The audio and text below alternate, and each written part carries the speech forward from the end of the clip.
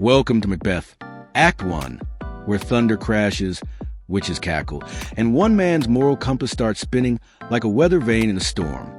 Stick around. We're analyzing the drama, the psychology, and the collapse of a once honorable man. And by the end, you'll have enough material to crush your next essay without pulling an all-nighter. The play opens with thunder, lightning, and a trio of witches, a supernatural warning that this story won't end well. They predict that Macbeth will become king, sparking ambition in a man who has so far only known valor and loyalty. Soon after, Macbeth is named Thane of Cawdor, just as the witches predicted. The coincidence isn't lost on him. With prophecy confirmed, temptation takes hold. King Duncan, unaware of Macbeth's growing ambition, rewards him further by visiting his castle. It's an act of trust and dramatic irony, as Macbeth begins to contemplate murder. The Real push comes from Lady Macbeth, whose ruthless pragmatism and manipulation overpower Macbeth's hesitation. By the act's end, the decision is made. Duncan must die. Act 1 charts Macbeth's internal unraveling, from noble warrior to willing conspirator. The stage is set. The crown is in sight. But at what cost? We begin with Macbeth as the loyal soldier, brave, noble, and respected. He's introduced to the praise of others, a classic sign of a tragic hero's noble stature. Shakespeare wants us to admire him. This is someone with the potential for greatness, which makes his downfall all the more devastating. Then comes the turn. The witches arrive, and Macbeth becomes a tempted hero. Their prophecy doesn't cause evil, but it awakens it. Here, we see as Hamartia, his fatal flaw, begin to stir unchecked ambition. He starts to imagine the crown and, disturbingly, how he might claim it. The idea of murder isn't rejected. It's entertained. This is the moment where fate and free will collide. By the time he reaches the reluctant plotter stage, he's trapped in peripeteia, the turning point. Macbeth wrestles with his conscience. He knows killing Duncan is wrong, morally, politically, even cosmically. But his internal conflict is no match for Lady Macbeth's manipulation. She becomes the external force that pushes his flaw into action. Macbeth doesn't leap into villainy. He's dragged into it by a mix of desire, pride, and pressure.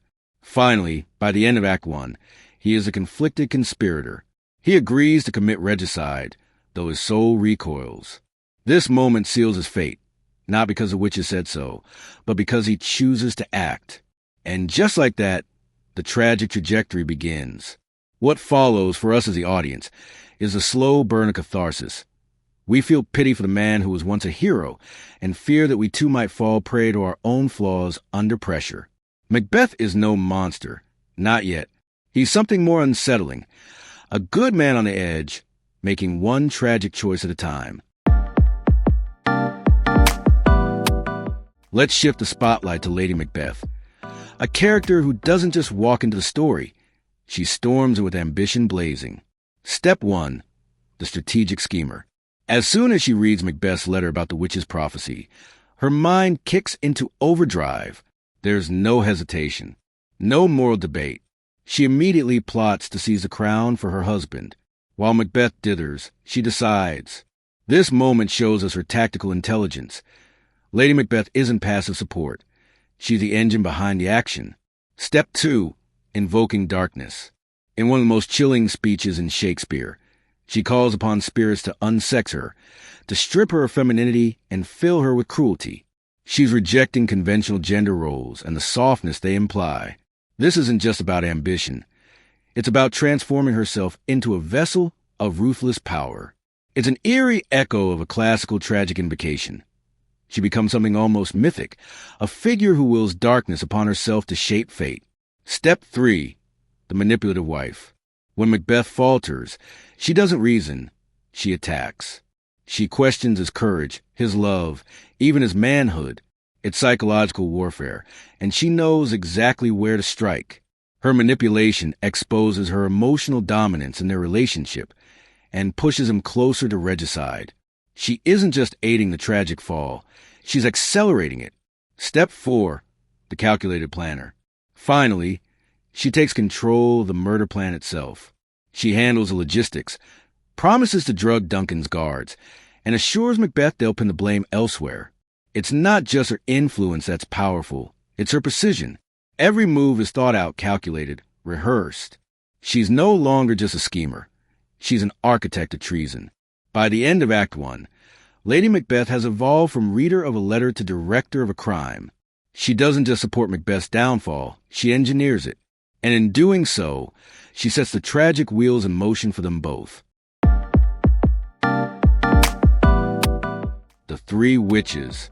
Before a single human speaks, before Macbeth ever draws his sword, they appear. The Weird Sisters are more than just witches. They are chaos in human form. They arrive out of fog and thunder, speaking in riddles and rhythms that warp the rules of logic. They don't just set the tone, they are the tone, eerie, unsettling, and brimming with twisted potential. In the grand tradition of the supernatural chorus, the witches act as supernatural catalysts. Their prophecies don't come with instructions or timelines. They come wrapped in poetic confusion. But that's the point. They nudge, not push. They awaken Macbeth's ambition with their words, letting him do the rest. Their power lies in suggestion. They also represent moral ambiguity. They never declare right or wrong, only possibility. Are they evil? Are they oracles? Tricksters? Shakespeare leaves that delightfully unclear. But one thing is certain. Their language, fair is foul and foul is fair, becomes a play's dark anthem, where nothing is what it seems. And finally, they act as fate's messengers. They don't create destiny. They expose it. Or maybe create the illusion of it. They hand Macbeth a glimpse of what could be, and leave him to wrestle with whether it's fate or his own fatal flaw that pushes him forward. By the end of Act 1, Macbeth is hooked not by magic but by thought. The witches never raise a wand. They don't need to. The real spell?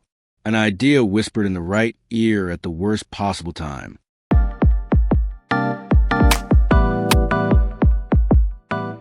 While Macbeth is our focus, Shakespeare surrounds him with characters who reveal his cracks long before the crown ever touches his head. Let's start with Banquo. He hears the witch's prophecy too. But unlike Macbeth, he doesn't obsess over it. He doesn't act on it. Instead, Banquo becomes a moral mirror, reflecting what Macbeth could have been. Patient, loyal, grounded. His descendants may inherit the throne, but Banquo himself remains steady, a man of integrity in a play that's losing its grip on honor. Even as suspicion creeps in, Banquo stays principled, making his eventual murder a chilling consequence of Macbeth's descent into paranoia. Then there's King Duncan, the perfect king. He's kind, generous, and trusting, maybe too trusting. He rewards Macbeth with new titles, calling him worthy, just hours before Macbeth starts planning his downfall. Though Duncan's murder comes later, its shadow looms early, making his death not just tragic but symbolic. It marks the end of order, the collapse of trust, and the beginning of a kingdom ruled by ambition and blood. His goodness, rather than protecting him, makes him vulnerable. Shakespeare's reminder that virtue alone can't survive unchecked ambition. Together, Banquo and Duncan don't just support the plot. They highlight the tragedy, showing us how far Macbeth has to fall. Shakespeare's language in Macbeth is rich with devices that reveal inner turmoil and thematic complexity. Soliloquies expose Macbeth's tortured conscience as he grapples with the thought of murder, offering a raw glimpse into his psychological conflict. They allow the audience direct access to his moral hesitations and shifting state of mind, making his descent into darkness more personal and tragic. Dramatic irony creates tension as Duncan openly praises Macbeth's loyalty, while we, the audience, already know Macbeth's treacherous intentions. This contrast heightens the tragedy and emphasizes how perception can be dangerously misleading, especially in a world driven by ambition. Paradox is central to the play's theme of appearance versus reality, as shown in the witch's cryptic line, "Fair is foul, and foul is fair."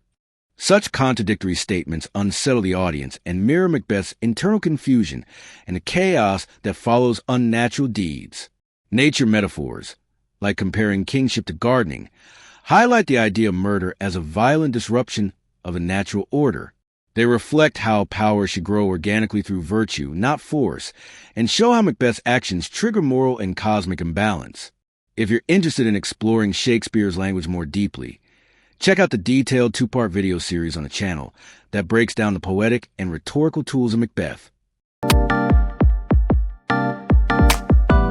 Shakespeare weaves vivid symbols and motifs into Act 1 of Macbeth, foreshadowing the chaos and moral decay to come. Weather is one of the first symbols we encounter. Thunder, lightning, and storms always signal the witch's presence, linking them to the supernatural and to the disruption of the natural world. The turbulent weather mirrors the inner turmoil that begins to spread, first in Macbeth and then across Scotland.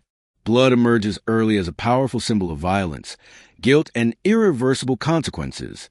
It stains not just Macbeth's hands, but his conscience. This symbol recurs throughout the play, especially Macbeth's and Lady Macbeth's descent into madness, showing how guilt lingers long after the crime. The motif of light versus dark is another that runs through the entire play. Darkness becomes a cover for evil deeds. Lady Macbeth calls on the night to hide her murderous intent. Meanwhile, light represents truth, innocence, and divine justice, which characters often try to escape. Animals are used symbolically to reflect the unnatural.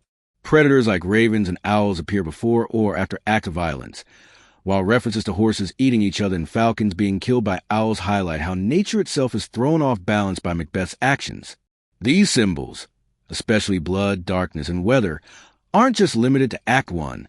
They echo throughout the entire tragedy, reinforcing its central themes of guilt, disorder, and ambition gone wrong. From eerie landscapes to violent battlegrounds, the settings in Act 1 immerse us in a world on the brink of chaos. On the heath, a wild and desolate landscape, the boundaries between the natural and supernatural blur. It's here that the witches appear, delivering their fateful prophecies. The heath becomes a symbol of uncertainty and chaos, a place where reality is twisted and the seeds of ambition are sown. The battlefield erupts with violence, establishing Macbeth as a fearless warrior and Scotland as a land torn by conflict. This setting not only reveals Macbeth's valor, but also hints at the bloodshed that will come to define his journey. Victory here is a double-edged sword. In medieval Scotland, tradition reigns. It is a world ruled by honor, superstition, and harsh justice, where loyalty is prized above all else. The societal structure appears rigid and righteous, but beneath it lies a vulnerability to manipulation and betrayal. Macbeth's castle, at first, radiates hospitality and order. Duncan is welcomed with open arms, but beneath the surface, treachery brews. The setting shifts from sanctuary to crime scene, capturing one of the play's key themes. Appearances can be dangerously deceptive. Together, these settings create a brooding atmosphere that shapes the tone of the entire play, where natural order is constantly at risk and darkness creeps ever closer. Act 1 of Macbeth doesn't just introduce us to characters. It plunges us into a world shaped by tension, prophecy, and inner conflict. The major themes revealed here lay the psychological and moral groundwork for the tragedy that follows. Ambition emerges as a seductive and destabilizing force. Macbeth is praised for his loyalty and bravery, yet the moment he hears the witch's prophecy, he begins to fracture. It's not fate that drives him, but the tantalizing possibility of power. Shakespeare presents ambition as something deeply human, desirable yet dangerous when unrestrained. It's not ambition alone that is toxic, but ambition that ignores consequence and morality. Gender and power are subverted from the start. Lady Macbeth famously calls on spirits to unsex her, rejecting femininity in pursuit of dominance. Meanwhile, Macbeth equates masculinity with action, violence, and bravery. Shakespeare questions rigid gender norms, showing how both Macbeth and Lady Macbeth bend or break societal roles to seize control. Power, in this world, doesn't belong to one gender. It belongs to those who dare to claim it, no matter the cost. Appearance versus reality is everywhere in Act 1. Macbeth welcomes King Duncan into his home with a smile while secretly planning his murder. Lady Macbeth advises him to look like the innocent flower but be the serpent under it. This duplicity runs deep in the play, blurring the line between who people are and who they pretend to be. The audience is made to feel complicit, seeing the truth that other characters cannot. Fate versus free will becomes a haunting question. The witches predict Macbeth's future, but their prophecy is vague and incomplete. Shakespeare challenges the audience to consider, do the witches plant a seed or simply reveal what Macbeth was already capable of? Is he a puppet of destiny or an agent of his own downfall? The tension between fate and free will add a sense of inevitability and dread to every decision he makes. By the end of Act 1, these themes don't just hang in the background. They pulse under every line, pushing the story forward. Macbeth hasn't acted yet, but the inner storm has already begun. Act 1 of Macbeth constructs the scaffolding of Shakespeare's tragedy with precision and ominous beauty. Macbeth, introduced as a celebrated war hero, already carries the seeds of his downfall. The tragic framework is unmistakable, a noble figure whose fatal flaw, unchecked ambition, makes him susceptible to manipulation and inner corruption. Shakespeare positions Macbeth on the brink of greatness, only to let us watch as he begins his tragic descent. The central moral question pulses beneath every scene. If fate offers you greatness, are you justified in seizing it by any means? Macbeth hesitates, conscious of right and wrong, yet Lady Macbeth dismisses conscience entirely, challenging his masculinity and morality. This internal conflict between desire and ethical restraint sets the stage for his unraveling. Foreshadowing weaves through Act 1 like a curse. The witch's riddle-like speech, when the battle's lost and won, fair is foul, suggests a world where moral boundaries are blurred and chaos lurks beneath surface order. Banquo's cautious curiosity contrasts with Macbeth's hunger for meaning, further hinting that Macbeth's path will not be shared. It will be isolated and dark. The dramatic hook lies not in spectacle, but in suspense. The act ends not with murder, but with Macbeth's chilling resolve. False face must hide what the false heart doth know. The audience is drawn in not because of what's happened, but because of what we now know will happen. Shakespeare doesn't just set events in motion. He creates dread. The tragedy has begun, and there's no turning back. Act 1 leaves us on the edge. Ambition awakened, morality shaken, and fate already tightening its grip. Macbeth has taken the first step down a dark path. But how far will he go? Make sure to check out our summary and breakdown of Act 2 next, right here on the channel. Things are only just beginning.